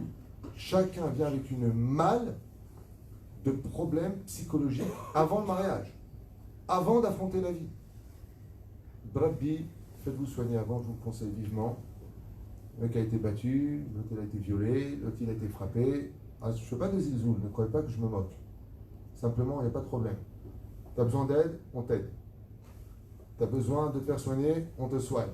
On est là pour ça. À quoi ça sert un mari s'il n'aide pas sa femme? Ou une femme, on est là pour s'entraider. Mais à une condition, que tu ne me remettes pas sur moi tes problèmes. C'est beau quand tu as une personne qui dit, écoute, franchement, j'ai des problèmes de nerfs, je me mets en colère, je ne suis jamais contente de rien, je sais que j'ai un problème, aide-moi à les résoudre, tu n'y es pour rien. Ah là, tu deviens israélien, wallah. Je te paye tout, on va en vacances, une douralienne. Lama, parce que tu es honnête. Mais les gens, ils ne sont pas comme ça. Ils ont un mal de vivre, ils ont pas réglé leurs problèmes d'enfance. Et de toute façon, c'est de ta faute. Et toi, tu n'es jamais comme ça. Pourquoi tu me fais ça? Pourquoi tu me fais ça? Mais le bonheur ne peut pas exister. Parce que le bonheur n'accède que chez les gens qui vivent dans la réalité des choses. Et je vous dis franchement, chers amis, c'est avec beaucoup de peine que je le dis. Mais on est dans une génération où on n'a plus aucun problème de faire du mal. J'en ai fait dans beaucoup de shiurim. Aujourd'hui, dans cette génération, il n'y a aucun problème pour un homme de laisser sa femme pleurer.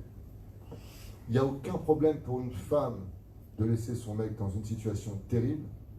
Il n'y a pas de problème aujourd'hui pour les enfants. La semaine dernière, une femme a dit à son père, je te vends aux impôts si tu ne me donnes pas ce que je te demande. Où est-ce qu'on va? Il n'y a plus de compassion. Il n'y a plus de compassion. Moi, un jour, une femme me dit, si je pleure, qu'est-ce que tu fais? Je pleure avec toi. Ça me ferait de la peine de te voir mal. Je sais pas, ça ne fait pas de la peine de voir quelqu'un qui partage ta vie avec toi mal. Non, ça ne te dérange pas. Tu laisses crever comme ça. Bon, je te demanderai des mouchoirs. Pas trop utile.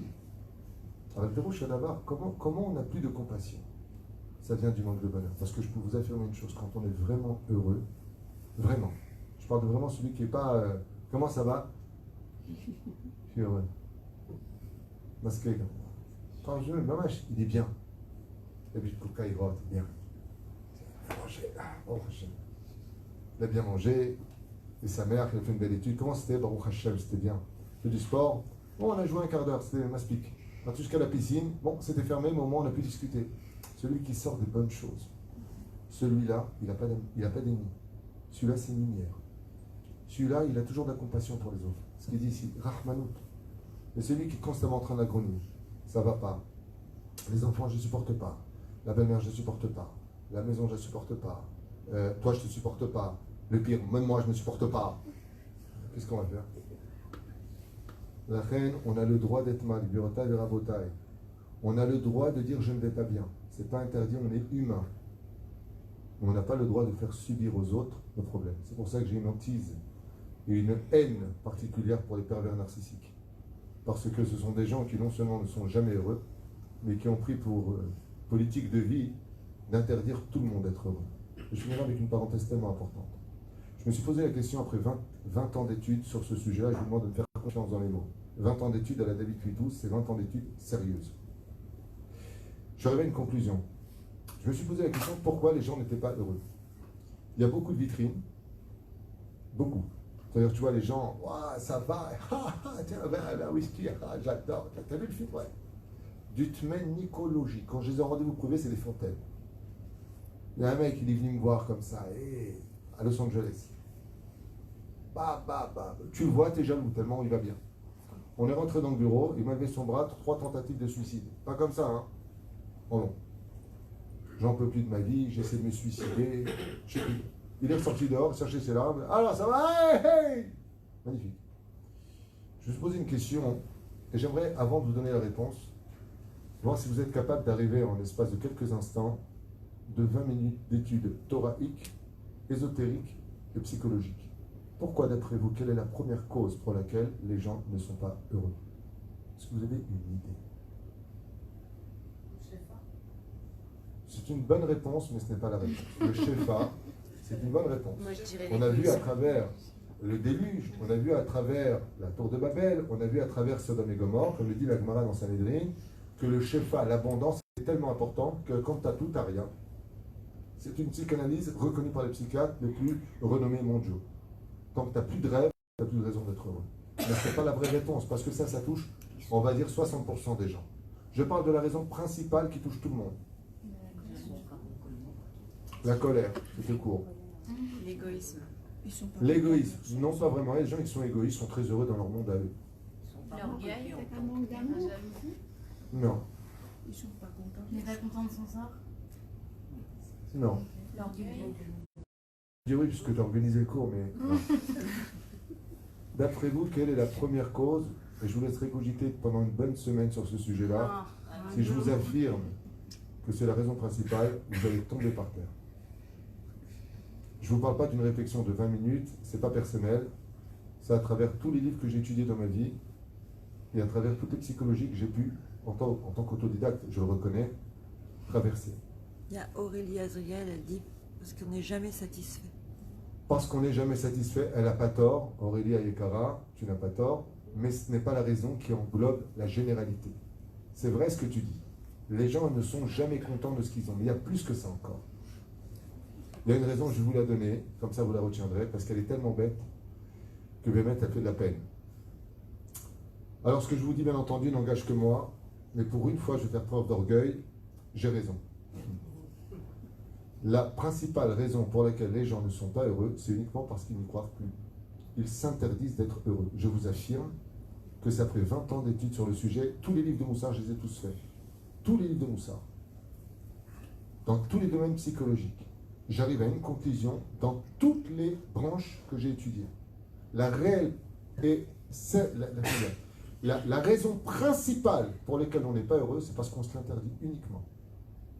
Maintenant, comme on se l'interdit, on ne va pas être débile. Donc, on va trouver des motifs, des raisons. On va les habiller.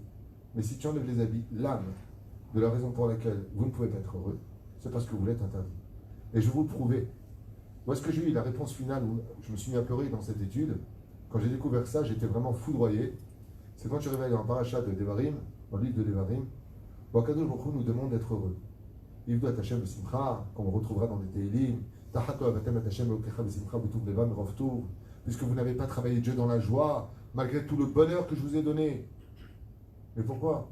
Comment tu peux demander à quelqu'un d'être heureux quand ça va si mal dans sa vie? Eh bien la réponse, elle est dans la Torah. Parce que pour être heureux, il faut simplement une seule chose, le décider. Ma femme a lu un article il y a très longtemps, que je n'ai pas, malheureusement. Elle a lu un article d'une femme, qui rappelle aux États-Unis, extraordinaire. Une non-juive, qui un jour est face à un professeur de philosophie, je crois, un grand professeur en tout cas, je ne sais pas qui, et il a posé la question, qui est vraiment heureux dans la salle à 100%? Il y a juste une femme qui a levé la main, elle a dit moi. Alors, il a dit, vous pouvez expliquer comment vous pouvez m'affirmer que vous êtes heureux à 100%. Tu te rappelles de cet article que tu m'avais envoyé? Parce que quand les articles, elle me les envoie après. Et cette Goya, cette non-juive, extraordinaire, répond quelque chose qui est une grande leçon de morale pour nous. Mais Kol et Melam Daïskal Tiket votre racine, il peut apprendre de tout le monde. Elle dit, parce que moi, mon bonheur, il ne dépend pas de mon mari. Parce que moi, mon bonheur, il ne dépend pas de ma maison. J'ai pas, c'est pas grave. Parce que moi, mon bonheur, il ne dépend pas de mes enfants. Moi, mon bonheur, il ne dépend pas de mon porte-monnaie, ni de ma santé. Elle lui dit, moi, je suis heureuse tous les jours parce que je m'interdis d'être malheureuse. Et j'ai décidé d'être heureuse. Et comme c'est une joie qui n'est dépendante de rien, je ne l'ai jamais quittée depuis que j'ai pris sur moi. C'est exactement ce que demande la Torah. Comment tu peux être heureux dans un monde de tikkun avec des casse-pieds autour de toi, avec des enfants qui hurlent, avec une belle-mère des fois qui s'impose, une belle-fille qui répond mal, avec des problèmes de santé. On ne peut pas faire 2 pas avec un WhatsApp sans prier vite, quelqu'un va mourir. Comment tu peux être heureux quand les missiles arrivent sur ta tronche alors qu'on est en train de se défendre et qu'on est critiqué par le monde entier? Comment tu veux qu'on soit heureux quand il n'y a plus une famille où il n'y a pas le divorcé ou la divorcée? Comment être heureux avec toutes les pathologies que traversent les gens? Comment? Et Dieu, il te dit, c'est à cause de ça, parce que tu n'étais pas heureux, que tu vas être puni. Mais c'est débile. Ça veut dire quoi? Tu veux dire que comme je suis par terre, toi tu veux m'écraser encore plus, Hachem? Et c'est marqué noir sur blanc dans la Torah. Parce que vous ne m'avez pas travaillé dans la joie. Mais comment tu peux me demander ça? Excuse-moi. Je mets des tuilines, j'ai envie de me pendre avec. Si tu mets des tuilines comme ça, tu veux dire, oh, je suis heureux. Je mets des lanières. C'est intéressant. Il dit non. Parce que la joie, je vais te dire où elle est. Elle est en toi. C'est un neshama. Seulement, si tu n'es pas capable d'être heureux, c'est que tu l'as emprisonné. Rabbi Nachman, il a fait un chant qui voulait tout dire. Im Yehudi aya yodea, mazel liot Yehudi, aya sameach veroken. Écoutez bien la phrase de Rabbi Nachman. Avant de partir de ce monde, il s'est mis à danser. Et il a dit, si un juif savait ce que voulait dire le mot être juif, il n'aurait plus aucune raison d'être heureux que celle-ci. Parce que quand Dieu nous a créé notre Neshama, il a créé heureuse. Le vrai toi est constamment heureux. Alors pourquoi tu n'arrives pas à l'exprimer? Parce que je me l'interdis. Les gens ont peur d'être heureux. Et vous savez pourquoi? Je vais dire pourquoi. C'est quoi quelqu'un qui a le vertige? C'est quelqu'un qui préfère tomber pour arrêter d'avoir peur de tomber. Comme les gens ne croient plus au bonheur, ils se l'interdisent. Les gens ne croient plus au bonheur. Mais si par exemple, et je le vis avec mon épouse à maintes reprises, quand les gens viennent me voir au bureau, ils rentrent avec des tranches de Tcha B'Av, et en général, c'est pas le cas de tout le monde, mais en grande généralité, quand ils ressortent, comment ils sortent? Tout le temps souriant. Et pourtant, le problème n'a pas spécialement changé. Mais j'aurais changé leur état d'esprit. Je leur ai montré une facette de l'histoire qui était en réalité très très très positive. Et pourtant, la banque est toujours le bon découvert. Il n'y a rien qui a changé. Juste une chose, ici. Alors je sais que je vous ai saoulé avec ça, j'en ai parlé et j'en reparle. Et je finirai avec ça. Parce que j'ai envoyé cette vidéo à ma femme, je vous demande à tous de la voir. C'est pas un Beatles, c'est extraordinaire à voir. J'en ai parlé et donc ceux qui veulent, vous prendrez le numéro de mon épouse, elle vous enverra cette vidéo, ça dure 18 minutes. C'est une expérience qui va prouver scientifiquement ce que j'enseigne depuis des années à travers la Chassidoute et la Torah. Une expérience, tu l'as vu la vidéo? C'est impressionnant. Les Kitzur et Laïnian, ce sont des scientifiques non juifs qui se sont intéressés aux molécules de ce monde, l'atome, l'Einstein, et puis d'autres sciences comme les photons, qui sont les plus petites cellules existantes sur Terre. Vous avez vu ce truc? Ah, vous l'avez vu? C'est extraordinaire. J'étais vraiment ému de voir une telle expérience se produire, parce que c'est tellement beau et tellement vrai. Alors je vous fais ça en 2 mots. Il y a une petite expérience qui a été tentée. Ça dure 18 minutes, donc c'est plutôt vers la fin. Ils prennent un petit robot comme ça, vous voyez, un petit robot Khnana, ouais, avec une puce, vous avez vu? Une puce, c'est pas le même? Ah ok. Donc avec une puce comme ça, sur laquelle il n'y a aucune programmation. Donc c'est un robot qui se trouve sur roue, petit trou, et donc il est comme ça sur un environnement de 30 cm sur 30 cm, et puis ça fait donc des schémas chaotiques puisqu'il n'y a pas de programmation. Écoutez bien, une expérience, je ne vous parle pas des mounas. Donc le truc, il fait ça, il fait n'importe quoi. Voilà, il y a des piles dedans et puis il tourne dans tous les sens. Un crayon. Ils ont mis un crayon. Et donc, quand tu lèves le petit robot qui tourne sur lui-même, et ben, ça fait n'importe quoi. Ça fait ce qu'on appelle le schéma chaotique, ce que j'ai dit tout à l'heure. Mais ils ont tenté une expérience. Combien de fois ils ont fait cette expérience, tu te rappelles? 500 fois. Avec combien de poussins? 2500 poussins. Vous savez ce qu'ils ont fait? Ils ont fait éclore des poussins à côté de ce robot. Dès que sont sortis les poussins, vous les voyez, c'est filmé hein, dans la vidéo. Ils vont bien entendu où? Vers le petit robot, pour eux, c'est leur mère. Et ils se frottent au robot. Et ils pillent avec le robot. Le robot, il va à droite, il va à droite, il va à gauche. En blanc, il prend le petit poussin et il le met dans une caisse à une distance assez éloignée du robot qui n'a pas bougé de ses 30 cm. Vous le voyez, c'est filmé. Le robot, il va où? Directement vers le poussin. Je répète. Vous le voyez de vos propres yeux, vous voyez le truc, il cherche comme ça, d'un coup il s'arrête, et il part directement dans la direction du poussin. 500 fois fait. C'était impossible, selon les calculs, que ça puisse arriver. C'est impossible. C'est arrivé 500 fois de suite. De là, les scientifiques sont obligés de reconnaître que l'amour énergétique est capable de créer un programme informatique. Ça veut dire quoi? On peut informer un programme de son existence. Qu'est-ce que ça veut dire dans l'absolu? Ça veut dire que jusqu'à aujourd'hui, on pensait que pense bien, tu auras bien. Les scientifiques sans émouna te prouvent, à la fin de la vidéo, ils expliquent dans leurs termes et leur jargon technique, que penser positif, c'est créer le positif. Vous savez ce que ça veut dire, créer le positif? Ça veut dire que maintenant, c'est impossible. Il n'y a pas de possibilité. Ouais. Il dit, celui qui crée avec une sincère énergie de joie les choses, va créer des événements qui n'existaient pas avant ce sentiment pour qu'ils viennent à lui. Et cette phrase-là, moi j'avais étudié, mais je n'avais pas compris. Depuis que j'ai vu l'émission, j'ai parfaitement compris Rabbi Nachman. Mais alors, parfaitement. Rabbi Nachman, il dit, si tu es sa mère, on te donnera du ciel, ça c'est l'enseignement de la Chassidoute, on te donnera du ciel des raisons qui te donneront maintenant pourquoi tu as été sa mère. Donc selon Rabbi Nachman, quelle est la première cause pour laquelle on doit être heureux? Parce que c'est une mitzvah, mais c'est pratique. J'ai pas besoin de raison. Pourquoi t'es souriant? Bah t'as le éder. Pourquoi t'as mis une mezouza? Bah c'est une mitzvah. Tu sais pourquoi je souris? Parce que c'est une mitzvah. J'ai pas besoin de raison. Alors Rabbi Nachman, il te dit, je vais t'expliquer. C'est que si vraiment tu es sa mère sans raison, tu vas créer, par exemple, une femme, elle veut bémet se marier. Elle en a de se marier. La matzocheket, bezrat Hashem, je sais que je marie cette année. Maintenant le mec il n'existe pas. Il a eu par pas truc. Ta émouna, elle est tellement énergétique que tout comme ce robot non programmé, sans aucune programmation, est capable, alors que c'est pas possible, comment il va aller là-bas? Il se change la caisse à droite 500 fois de suite, 2500 poussins. Ils le disent. Pas des gens qui disent voilà, crois en Dieu. C'est des scientifiques. Ils te disent l'énergie, quand elle sort d'une sincérité, va créer une possibilité impossible. Ça veut dire quoi? C'est créateur. L'énergie est créateur. Et il va te créer le pourquoi de ton bonheur.